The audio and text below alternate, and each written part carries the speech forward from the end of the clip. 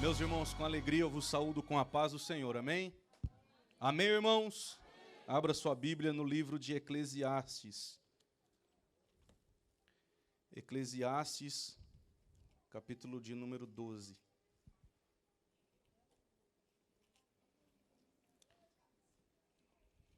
Eclesiastes, capítulo de número 12. É o texto que nós iremos meditar nesta noite. Lembre-se do seu Criador nos dias da sua mocidade, antes que venham os dias maus e cheguem os anos em que você dirá: não tenho neles prazer. Lembre-se do Criador antes que escureçam o sol, a lua e as estrelas e as nuvens voltem depois da chuva. Lembrem-se dele antes do dia em que tremerem os guardas da casa, os seus braços, e se curvarem os homens que no passado eram fortes, as suas pernas, e cessarem os moedores da sua boca por já serem poucos, e se escurecerem os que olham pelas janelas, os seus olhos. Faça isso antes que as portas da rua se fechem e o ruído das pedras do moinho se torne difícil de ouvir. Quando você se levantar a voz das aves e todas as harmonias, filhas da música, começarem a desaparecer. Quando você tiver medo do que é alto e se espantar no caminho. Quando florescer como amendoeira e o gafanhoto lhe for um peso. E quando você perder o apetite. Porque o ser humano vai à morada eterna e os pranteadores andarão rodeando pela praça. Lembre-se do seu Criador, antes que se rompa o fio de prata, e se despedace o copo de ouro, e se quebre o cântaro junto à fonte, e se desfaça a roda junto ao poço, e o pó volte à terra de onde veio, e o espírito volte a Deus que o deu. Vaidade de vaidade, diz o pregador, tudo é vaidade. O pregador, além de sábio, ainda ensinou ao povo conhecimento, e atentando e examinando, compôs muitos provérbios. O pregador procurou achar palavras agradáveis e escrever com retidão palavras de verdade. As palavras dos sábios são como aguilhões, e as coleções de sentenças são como pregos bem fixados. Elas provêm de um único pastor. Além do mais, meu filho, leve em conta o seguinte: não há limite para fazer livros e o muito estudar é enfado da carne. De tudo o que se ouviu, a conclusão é esta: tema a Deus e guarde os seus mandamentos, porque isto é o dever de cada pessoa. Porque Deus há de trazer a juízo todas as obras, até as que estão escondidas, quer sejam boas, quer sejam más. Amém. Meus irmãos, livro de Eclesiastes é um livro que tem me chamado a atenção já há algum tempo, e quando me debrucei para estudá-lo, eu vi que é um livro que nós devemos visitá-lo sempre na nossa caminhada cristã. Quando nós vemos esse livro, ou melhor, quando nós estudamos esse livro, nós vemos que ele foi escrito por um homem, a qual nós sabemos que foi um dos homens, ou se não, o homem mais sábio que pisou os pés aqui nessa terra, que foi o descendente de Davi, por nome de Salomão. Este homem, por nome de Salomão, ele herdou o reino de seu pai Davi, e Davi experimentou o tempo de maior prosperidade da nação de Israel.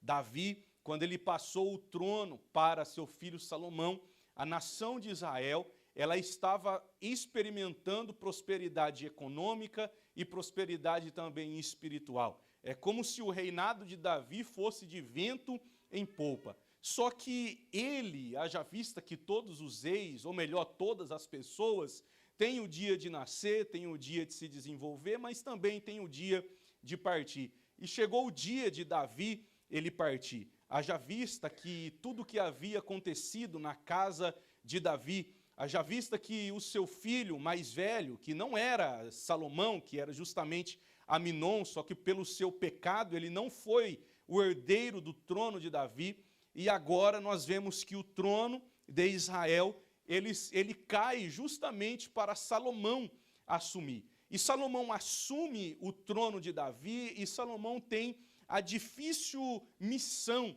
de substituir nada mais, nada menos do que o maior rei que Israel já teve, que foi o seu pai Davi. Salomão, nós conhecemos a história dele, e como não lembrar, quando nós falamos dele, do seu episódio, já no começo do seu reinado, aonde ele vai justamente buscar ao Senhor, e Deus ele aparece, por assim dizer, e ele pergunta para Salomão e fala: o que você quer que eu faça para você? Você pode me pedir o que você quiser. Essa é uma pergunta, meus irmãos, que eu tenho certeza que cada um que está aqui gostaria de ouvir da boca de Deus. O que você quer que eu faça para você? Pede-me o que você quiser que eu vou te dar. Quem não queria ouvir essa pergunta de Deus? Eu sou o primeiro a levantar a mão e eu peço, meu Deus, se for para escolher uma pessoa para fazer essa pergunta, se pedir o que quiser, escolhe eu, porque eu quero essa pergunta também. E Deus ele pergunta para Salomão. E Salomão, interessante que ele não vai pedir as suas riquezas, não vai pedir justamente alguma coisa material, mas ele vai pedir justamente sabedoria para que ele possa guiar a nação de Israel nos caminhos que Davi guiou ela. E ele começa o seu reinado de uma forma muito boa, porque nós sabemos a história onde uma criança, ela foi pegada e tinha uma mãe verdadeira e uma mãe falsa, e levam até o rei, falando assim: ó, essa criança é minha. Aí a outra fala: não, essa criança aí, ela é minha. Não, mas aí Salomão, com a sabedoria que Deus dá para ele, falou assim: não, então vamos fazer o seguinte, a gente vai pegar, partir a criança no meio, e metade vai ficar para você, e metade vai ficar para você. Então a mãe verdadeira, logicamente, falou: não, se for assim, pode dar para ela então. E aí ele já descobriu, por quê? Porque Salomão, irmãos, ele era o homem mais sábio daquela época. E nós vemos que a fama de Salomão, ela foi longe. Foi até uma cidade por nome de Sabá, e a cidade por nome de Sabá era uma cidade muito importante daquela época, e uma rainha daquela cidade, subestimando talvez a sabedoria de Salomão, foi até Israel para consultar, ou melhor, para ouvir as palavras que Salomão ele tinha para dizer. E a conclusão que ela chegou foi: olha, eu subestimei esse homem, porque este homem, ele realmente, ele é muito sábio. A sabedoria dele era coisa incrível. A sabedoria dele era uma coisa que, num bom sentido, é claro, era invejável, aliás, nós lembrarmos, nós falarmos da sabedoria de Salomão, porque se nós tivermos uma sabedoria, mas não sabedoria apenas no intelecto, mas sabedoria também nas nossas ações, nós seremos bem-sucedidos em todas as áreas da nossa vida. Só que a sabedoria que Salomão pediu a Deus, Deus ele deu para ele. Só que Salomão, ele não soube usar muito bem, no decorrer da sua história, essa sabedoria que Deus deu para ele. Porque em um período da sua história, ele começa a multiplicar mulheres. Ele começa a fazer aliança com outras nações. Ele começa a fazer aliança com o Egito. E Deus, ele não queria justamente alianças com povos que as nações, em que eles tinham uma religião totalmente contrária àquela de Israel.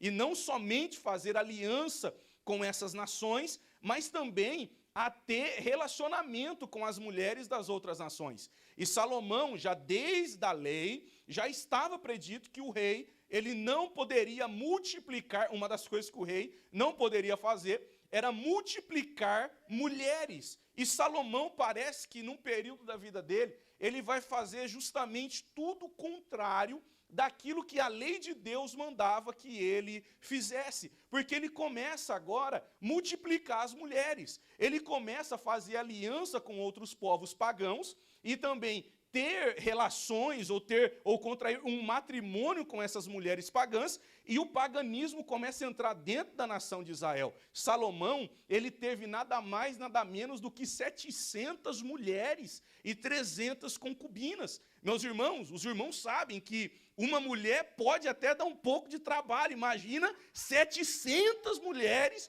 e 300 concubinas. 300 concubinas.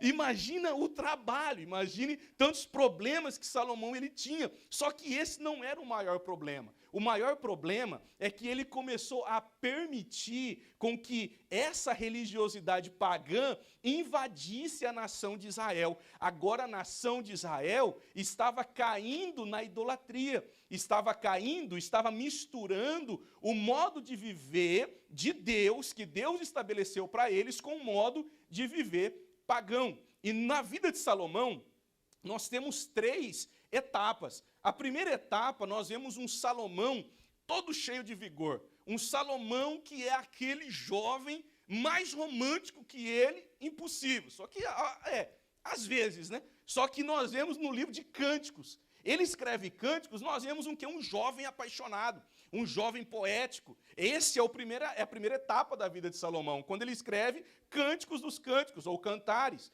Só que depois ele, com um pouco mais de experiência, ele vai escrever uma boa parte do livro de Provérbios, porque nem todo o livro de Provérbios foi escrito por Salomão, mas uma boa parte Salomão ele escreve, já com mais experiência. E agora no livro de Eclesiastes, ele foi justamente já no final da sua vida. Ele observa tudo e ele começa a entender algumas coisas. E Eclesiastes, ele é um livro poético. Eclesiastes é como se tivesse vindo do coração de Salomão para o coração do leitor. Ele fala de algo que está dentro dele para falar no coração daquele que está lendo. E nós vemos aqui, quando Salomão ele escreve esta literatura aqui, é chamada de literatura pessimista. É uma literatura que ele olha e vê assim, olha, não tem muito sentido a vida sem Deus. Não tem muito sentido, porque é vaidade e vaidade. Eu experimentei do meu trabalho,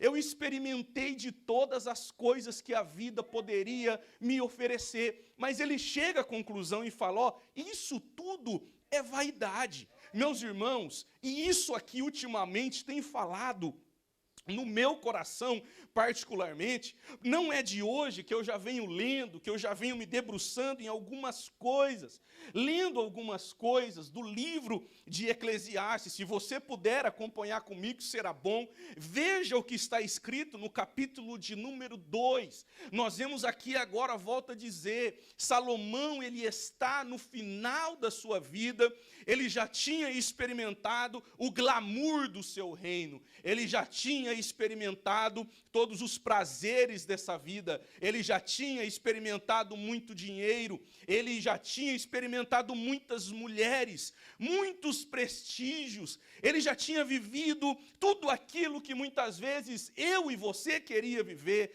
ele já tinha a experiência de um Senhor agora, e as últimas palavras de Salomão está escrito no livro de Eclesiastes, e uma das conclusões que ele chega no capítulo de número 2, verso de número 10 e verso de número 11. Tudo aquilo que os meus olhos desejaram, eu não lhes neguei, nem privei o meu coração de alegria alguma, pois eu me alegrava com todas as minhas fadigas, e isso era recompensa por todas elas. Considerei todas as obras que as minhas mãos fizeram, e também o trabalho que eu com fadigas havia feito, e eis que tudo era vaidade e correr atrás do vento, e nenhum proveito havia debaixo do sol. Meus irmãos, isso saltou aos meus olhos quando li esse texto, e eu comecei a viajar um pouco nas páginas da Bíblia, e eu imagino um rei como Salomão, eu imagino um homem que construiu casas, que construiu o templo para adoração ao Senhor, um rei que desfrutou de todo esse prestígio. Eu imagino que os servos de Salomão olhavam para o rei e diziam assim: eu queria ser como ele, eu queria ter aquilo que ele tinha, eu queria fazer aquilo que ele faz, eu queria ter esse prestígio, eu queria ter essa sabedoria, eu poderia ter construído o templo, eu poderia ter sido escolhido como o rei de Israel. Salomão, ele vive uma vida maravilhosa. A vida de Salomão era a vida que eu queria ter para mim. E se você for olhar, quem é que não queria, muitas vezes, estar no lugar de Salomão, ser um rei de uma nação, experimentar de prosperidade financeira, ter sabedoria, ter prestígio? Eu creio que todos nós que estamos aqui, se nós pudéssemos falar com Salomão, nós dizíamos para ele: Salomão, olha, eu queria ter experimentado aquilo que você experimentou lá atrás, só que agora o Senhor, o velhinho Salomão, ele diz assim: ó, eu experimentei, eu vi as obras que as minhas mãos fizeram, o trabalho que eu com fadigas havia feito, e isso tudo é vaidade, é como correr atrás do vento. Meus irmãos, você percebe o seguinte, que muitas vezes nós colocamos a nossa força em tudo aquilo que nós podemos fazer com as nossas mãos. Nós fazemos aqui, nós fazemos ali, nós buscamos sempre fazer alguma coisa, construir alguma coisa, ser alguma coisa, ganhar alguma coisa. Não que isso seja errado, porque do modo digno, isso é certo. Só que, irmãos, nós não podemos perder o nosso foco, que não é aqui. Nós não podemos olhar para essas coisas e pensar: o fim da minha vida, o objetivo da minha vida é trabalhar com os meus braços, o objetivo da minha vida é construir muitas casas, o objetivo da minha vida é ganhar muito dinheiro aqui nesse país. Meu irmão, você pode trabalhar aqui, você pode viver aqui, mas nós precisamos estar com o pensamento lá em cima, porque isso tudo um dia vai passar, isso tudo um dia vai acabar. Mas sabe o que não acaba? É uma eternidade toda com Jesus. Isso não vai acabar, isso não vai acabar. Ele experimentou, construiu.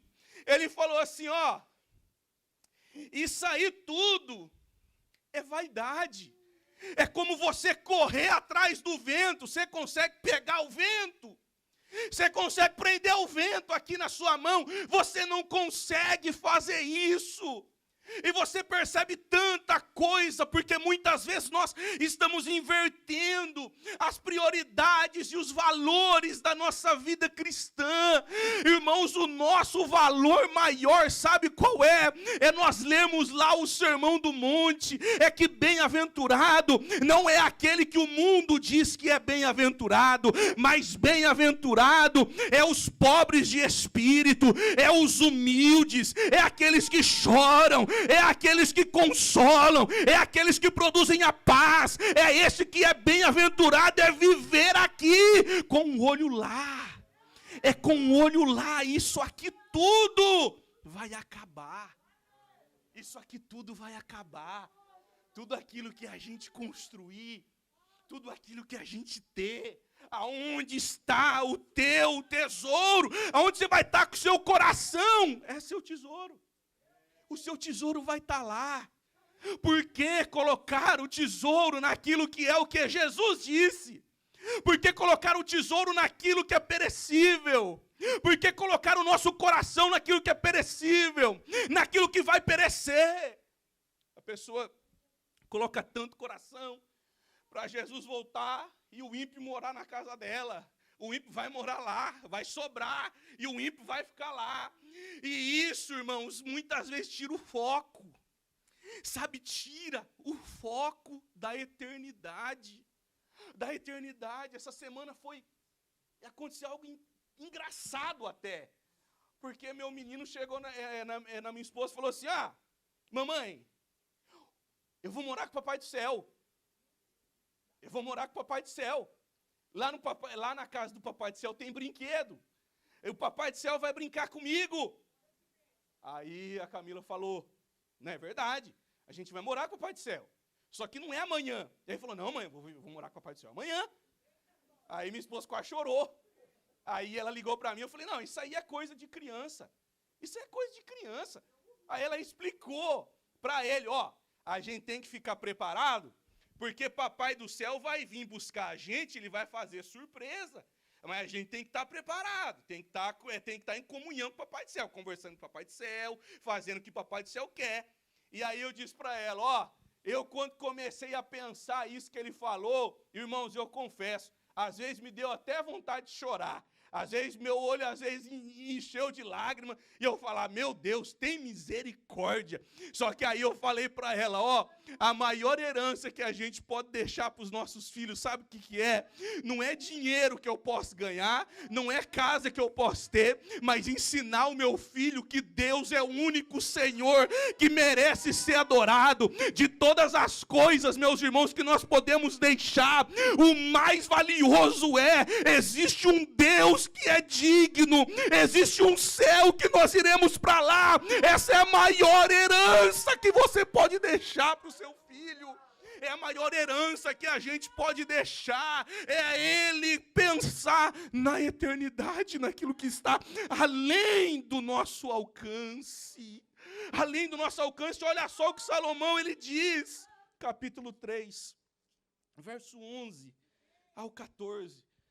Deus fez tudo formoso no seu devido tempo. Também pôs a eternidade no coração do ser humano, sem que este possa descobrir as obras que Deus fez desde o princípio até o fim. Sei que não há nada melhor para o ser humano do que alegrar-se e aproveitar a vida ao máximo. Sei também que poder comer, beber e desfrutar o que se conseguiu com todo o trabalho é dom de Deus. Sei que tudo o que Deus faz durará eternamente, sem que nada possa ser acrescentado nem tirado. E que Deus faz isto para que as pessoas o temam. O que é, já foi. E o que será também já foi. Deus fará vir outra vez o que já passou. Deus, ele colocou a eternidade dentro do coração do homem. Porque você acha que as pessoas andam batendo cabeça aqui, batendo a cabeça ali, procurando satisfação em tanta coisa, procurando satisfação em ser famoso, procurando satisfação em ganhar muito dinheiro, mas isso não vai satisfazer a vida dela, isso não satisfaz a minha vida completamente, porque a pessoa vai ter um vazio diante do ser dela, que nada nessa terra vai preencher. Nada vai conseguir preencher o vazio do ser humano. E aqui Salomão ele traz algumas reflexões. Ele fala assim, ó, Deus colocou a eternidade dentro de cada um de nós. E só Ele que pode preencher o vazio de todo ser humano. Você pode ir para lá, você não vai conseguir. Você pode ir para cá, você pode procurar em A, em B. Nada vai conseguir suprir o vazio que existe dentro do ser humano. As pessoas estão perdidas, as pessoas não sabem em quem acreditar, as pessoas não sabem com quem falar, com quem conversar, mas nesta noite eu venho te dizer, Deus ele pode suprir a sua necessidade, Ele pode preencher o vazio que tem dentro do teu coração. Você foi para um lado, você não achou, você foi para outro, você não achou, mas Deus está aqui nesta noite e Ele é o lugar certo que vai preencher o vazio que tem dentro de você. É só Deus. As riquezas não trazem satisfação, as riquezas não vão trazer. A fama não vai trazer, nada vai trazer. É isso que Eclesiastes passa o livro todo. Salomão, ele observando a vida debaixo do sol. E ele vê que tudo é vaidade. E ele fala, ó, o pó volte à terra. E o espírito volte a Deus que o deu. Mas aí você pode pensar, rapaz, isso aqui é texto de culto fúnebre. Hoje é culto de domingo, rapaz. Você vai ler um texto desse no culto de domingo? Meus irmãos, só que eu vou te falar uma coisa. Quem tem a certeza da sua salvação, ele não vai ter medo da eternidade. Ele não vai ter medo da eternidade. Sabe por quê? Porque a eternidade para o ímpio é como se fosse uma noite no qual o sol nunca vai nascer. Mas para o justo é diferente. Para o justo a eternidade é como se fosse um dia em que o sol nunca se põe. Eu tenho certeza de que aquele que tem um Espírito de Deus, se algo acontece na vida dele, ele vai fechar o olho, ele vai abrir o olho, e eu creio que Deus vai pegar na mão de cada crente, vai atravessar o rio, e Jesus disse: quem crê em mim, eu sou a ressurreição e a vida, aquele que esteja morto, ainda que ele esteja morto, ele viverá. Ele viverá. Essa é a nossa esperança, é a eternidade, não é nessa vida aqui, porque Salomão observou isso.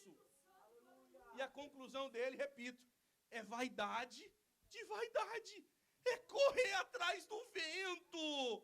É correr atrás do vento, e tomemos cuidado, sabe por quê? Porque a vida debaixo do sol, ela pega às vezes toda a nossa energia.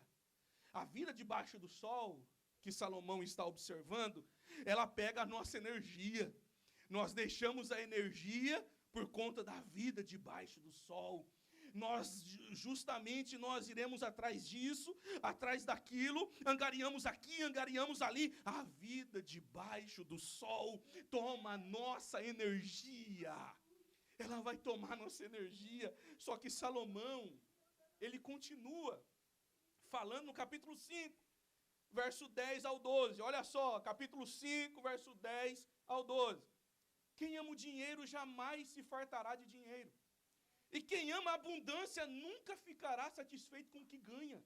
Tudo isso é vaidade. Onde os bens se multiplicam, também se multiplicam os que deles comem. E que proveito tem os donos, a não ser o de ver esses bens com os seus olhos? Doce é o sono do trabalhador, quer coma pouco, quer muito, mas a fartura do rico não o deixa dormir. Salomão está dizendo assim, ó, quanto mais rico a pessoa é naquele tempo lá, menos sono ela vai ter. Porque quando ela está dormindo, ela vai estar pensando, mas amanhã eu preciso ganhar. Mas o que estão fazendo com o meu dinheiro? Mas o que eu vou fazer com fulano de tal? Por quê? Porque o coração dele, ele está falando daquele que ama aquilo que é o dinheiro, daquele que ama os bens dessa vida. Só que ele fala assim, ó, é melhor, doce é o sono do trabalhador. Quer ele coma muito, quer ele coma pouco. Ou seja, o trabalhador, ele está comendo bem, está comendo picanha, o sono dele é doce. Ele está comendo pouco, está comendo ovo, o sono dele é doce também. Sabe por quê? Porque a preocupação já não vai mais rondar o coração dele. E sabe qual que é o melhor travesseiro para mim deitar? É uma consciência tranquila diante de Deus. Eu com a minha consciência tranquila, dizendo assim, Senhor, eu estou aqui, eu estou fazendo o possível, mas quem prospera é o Senhor, quem enriquece é o Senhor, quem me dá é o Senhor, quem abre as portas é o Senhor. Dorme tranquilo, porque quem dá é Ele. Quem vai dar é Ele, não é pela força minha. Não é pela força minha, mas quem dá é Ele. Capítulo 8, verso 10 ao verso 13. Assim também vi os ímpios serem sepultados com honra, ao passo que os que frequentavam o lugar santo foram esquecidos na cidade onde fizeram bem. Também isto é vaidade. Como não se executa sentença contra uma obra má, o coração humano está inteiramente disposto a praticar o mal. Ainda que o pecador faça o mal 100 vezes e a vida dele se prolonga, eu sei com certeza que tudo correrá bem para os que temem a Deus. Eu vejo, parece que é Asaf aqui. Asaf no Salmo 73. Porque Salomão está falando aqui que o ímpio, ele é sepultado com honra. Porque o ímpio, quando ele está sendo sepultado, o que vai ser evidência para o ímpio são as qualidades dele. Ninguém vai chegar lá e falar, rapaz, sem vergonha. Ninguém vai chegar, porque o ímpio estava lá e as pessoas começaram a exaltar as qualidades dele. E Salomão observava aquilo. Ele via, não, mas ele é ímpio, só que ele vê e ele fala assim, ó, só que o problema não é aqui. O problema é do lado de lá. O problema é quando tudo se acaba. Asaf entrou no santuário e ele diz assim, ó, quando observei a prosperidade dos ímpios, os meus pés quase se desviaram. Irmãos, Asaf era cantor, irmãos. Asaf era salmista. E ele chegou e falou assim, ó, por quê que o ímpio está prosperando e eu estou aqui? Por que que tudo está dando certo para o ímpio e eu estou aqui? Os pés dele quase se desviou. E aí ele entra no santuário. E Deus faz entender uma coisa que eu e você precisamos entender. Que a diferença não é aqui. A diferença é quando tudo se acaba. A diferença é quando as luzes se apagam. A diferença é quando o fio de prata é cortado. A diferença é quando tudo aqui vai acabar. Para onde que vai o ímpio e para onde é que vai o justo? Meus irmãos, essa realidade que nós estamos falando, ela era latente na igreja primitiva. Porque Paulo, ele dedica um capítulo todo da primeira carta aos Coríntios, capítulo 15, para falar da ressurreição. Falar da ressurreição, não tem como você falar da ressurreição se você não falar que a pessoa vai um dia morrer. Não tem como. Porque para ressuscitar, primeiro você tem que morrer, não tem como ressuscitar sem morrer. E Paulo dedica um capítulo todo para dizer assim, ó, se nós esperarmos Cristo somente nessa vida, nós vamos ser considerados mais miseráveis dessa terra. Se você esperar Cristo só aqui, nós somos os mais miseráveis. Nós somos miseráveis. Só que nós não esperamos Cristo somente por esta vida. Nós esperamos Cristo, sabe por quê? Porque o apóstolo Paulo, ele diz que um dia isso aqui que é corruptível vai ser revestido da incorruptibilidade. E isso aqui que é mortal vai se revestir da imortalidade. Nós vamos vencer a morte. Nós vamos vencer o pecado. Cristo, ele vai habitar 100% com a sua igreja. E nós vamos ressuscitar. Nós vamos ver aquele que nós servimos a nossa vida toda, e nós estaremos para sempre com Ele. Irmãos, essa que é a nossa esperança. Essa que é a nossa esperança. Eu quero que você saia, aliás, nós saiamos nessa noite com um pensamento na eternidade. Na eternidade, que isso aqui, irmãos, eu volto a dizer, é tudo muito passageiro. É tudo muito passageiro, tantas notícias que nós estamos vendo. Aqui nessa cidade nós já soubemos da triste notícia que o nosso pastor Bruno falou alguns dias atrás. Na semana passada, um menino jovem, 19 anos, entrou numa mesa de um hospital e de lá ele não saiu mais. 19 anos. 19 anos. Mas é quando as luzes se apagam, é onde tudo vai começar. É onde tudo vai começar. É onde as luzes da nossa vida se apagarem. Mas a nossa esperança, ela é Jesus Cristo de Nazaré. Nós não tememos o dia de amanhã, porque nós sabemos em quem nós temos crido, que Ele é fiel para nos ressuscitar e nos viver eternamente. Não é um dia, 2 dias, 3 dias. Pode tirar 100.000 anos da eternidade, quanto é que fica? Eternidade. Pode tirar 1 bilhão de anos da eternidade, quanto é que fica? Uma eternidade. Sabe quanto que é o começo de uma eternidade? Imagina se um passarinho viesse da terra, pegasse um grão de areia, levasse até o céu. Depois ele voltasse, pegasse outro grão de areia, levasse até o céu. Quando esse passarinho terminou de pegar todos os grãos de areia de todo o globo terrestre levado até o céu, é o começo de uma eternidade. Oh, aleluia.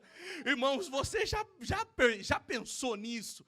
Você já parou para pensar como que é bom, muitas vezes, nós estarmos diante de um culto como esse, ouvindo a palavra, louvando o nome de Jesus? Só que você já parou para pensar, você olhar no rosto, você olhar no olho de Jesus assim, ó, você olhar para Ele, o que você vai falar para Ele? Eu vou falar, Senhor, eu não tenho nem o que falar, eu só tenho que chorar, eu não sei nem o que eu faço, mas nós vamos olhar no rosto dele, nós vamos ver ele como ele é, nós vamos estar na presença de Deus, aleluia. Capítulo 12, ele fala, lembra do teu Criador. Irmãos, essa aqui é a última palavra de Salomão, é essa.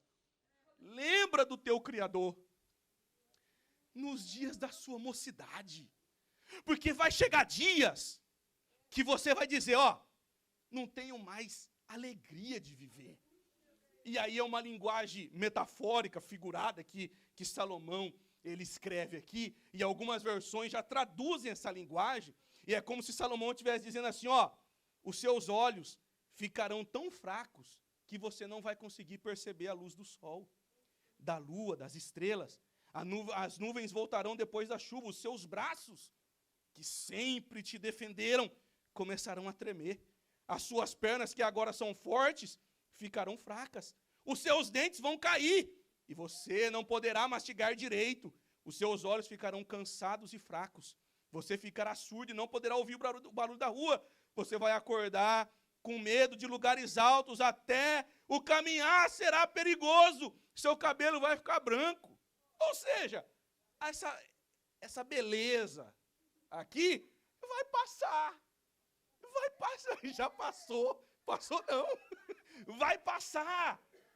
o cabelo bom, pretinho, vai passar, os dentes bom, vai passar, os nossos braços fortes vão carregar essa caixa, vão levar, vai passar, as suas pernas, irmãos, vai passar. Você pode olhar aquelas pessoas que andam de bengalinha, assim, você sabe o que elas falam?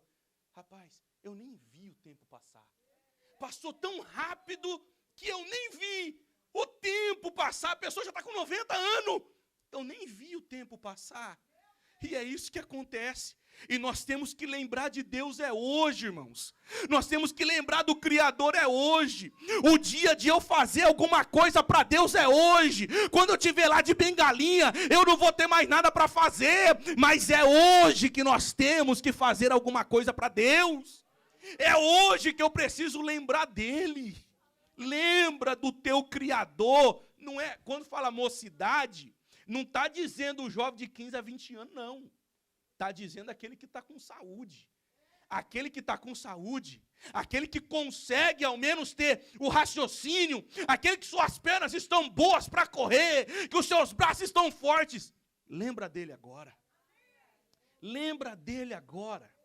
eu não quero chamar você aqui à frente, eu já vi que eu passei já 1 minuto, irmãos, só que eu quero só encerrar e frisar isso aqui. Lembra do teu Criador agora. Porque isso aqui tudo, naquele último dia, eu já cheguei, os irmãos sabem, para me encerrar, eu já cheguei a ficar, os irmãos sabem que eu quase parti para a eternidade. E sabe qual que foi a última coisa que me veio na mente, quando eu estava lá dentro daquele mar? O que não veio na minha mente foi pensar em dinheiro, foi pensar em casa, foi pensar isso e aquilo. Porque a gente só entende o sentido da vida na hora da morte. Por isso que Salomão fala, é melhor você ir na casa que há luto do que na casa que há festa. Porque quando você vai na casa que há luto, você entende o verdadeiro sentido da vida. E o verdadeiro sentido da vida, eu tive lá naquele lugar. Você não vai lembrar das coisas que você tem, mas você vai lembrar do seu Criador, porque o sentido da vida é temer a Deus, é dar a Ele glória, é estar na presença de Deus, mesmo fraco, mesmo falho, o sentido da vida é esse, é não parar no meio da caminhada e dizer, Senhor, eu estou aqui na minha mocidade, eu quero entregar ela para Ti, eu quero Te servir, porque um dia eu quero encontrar com o Senhor, aquele que eu servi a minha vida toda. Deus abençoe os irmãos em nome de Jesus.